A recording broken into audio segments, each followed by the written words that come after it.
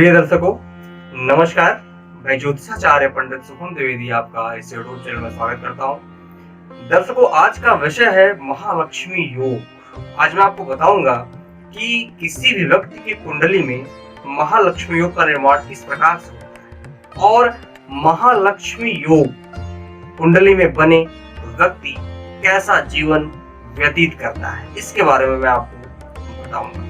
तो दर्शकों, महालक्ष्मी योग बताने से पहले आपको मैं ये बता दूं कि महालक्ष्मी योग जो है एक धनवान बनाने वाला राजयोग है। यानी जिस भी व्यक्ति के कुंडली में यह योग बनेगा उस व्यक्ति को धन की चिंता करने की आवश्यकता नहीं और उस व्यक्ति के पास अपार धन का योग बनेगा। जैसे कहा जाता है ना कि लक्ष्मी का एक बार आ जाना, उसके बाद वह व्यक्ति धनवान ही धनवान बनता चला जाता है। तो महालक्ष्मी योग व्यक्ति को धन, ऐश्वर्य, समृद्धि, मान सम्मान, कीर्ति, इन सभी चीजों में वृद्धि करवाता है। तो महालक्ष्मी योग बनता कैसे? तो महालक्ष्मी योग बताने से पहले मैं आपको एक योग का नाम ले रहा हूं, लक्ष्मी योग।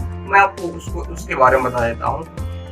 मंगल और चंद्रमा की युति कुंडली में लक्ष्मी योग का निर्माण करती है। यदि यह युति केंद्र में या फिर मूल त्रिकोण भावों में हो, मंगल चंद्रमा की युति, तो बन जाता है लक्ष्मी योग। मंगल कौन? साहस के कारक, नेतृत्व के कारक, और चंद्रमा कौन? मन। तो मंगल और चंद्रमा की युति व्यक्ति में स्थिरता लाती है और कहा जाता है कि ऐसे लोग जब भी केंद्र में या फिर मूल त्रिकोण में चंद्र मंगल की युति होती है तो ऐसे लोग के पास जो लक्ष्मी होती है वह स्थिर होती है। यानी उनका बैंक बैलेंस, इनका सेविंग की बात करें बहुत ही अच्छी होती है। उनको कभी धन संबंधी परेशानी का सामना नहीं करना पड़ता है। लेकिन मैं बार बार कहता हूं कि कुंडली में किसी भी प्रकार का दोष न हो और जो यह योग बन भी रहा है तो उसमें मंगल और चंद्रमा की स्थिति बली होनी चाहिए, किसी भी पापग्रह की दृष्टि नहीं होनी चाहिए, तभी यह योग फलीभूत होगा। तो यह है लक्ष्मी योग। अब महालक्ष्मी योग क्या होता है?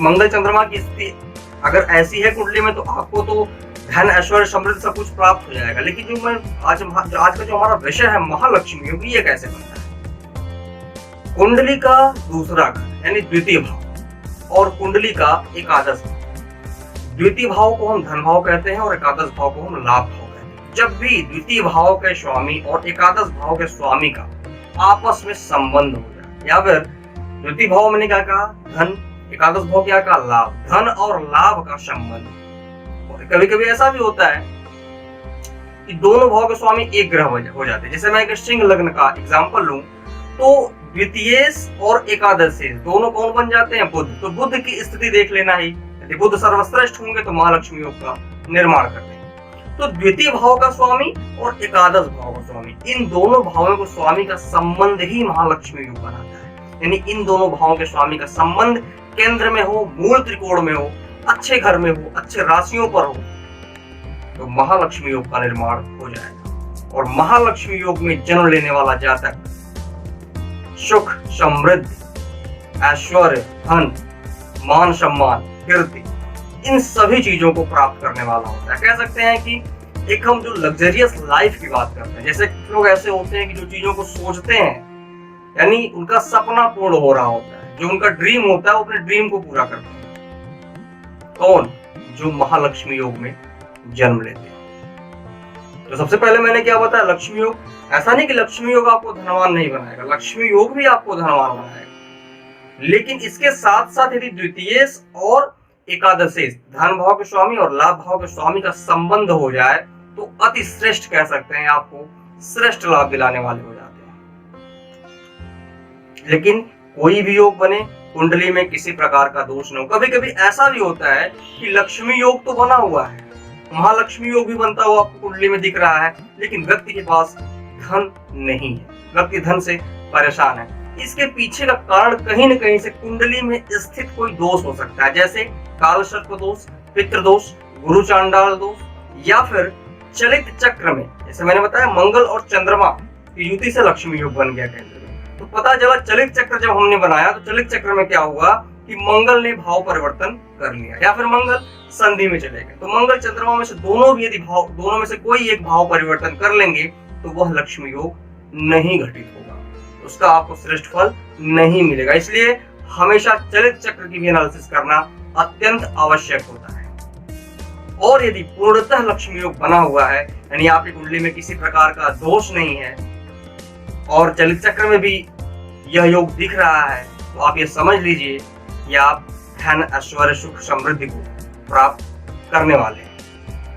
तो इसका भी विचार जरूर करें। और जैसे मैं आपको चीज ये भी बता दूं, कभी कभी अब ऐसा नहीं है कि यदि आप में कोई दोष है, लक्ष्मी योग बना हुआ है, तो आपको धन की प्राप्ति नहीं होगी। आप क्या करिए, जो दोष बना हुआ है उस दोष का आप निवारण करा लीजिए। उस दोष का जैसे ही आप निवारण कराते हैं वैसे ही आपका यह योग घटित होने लगेगा।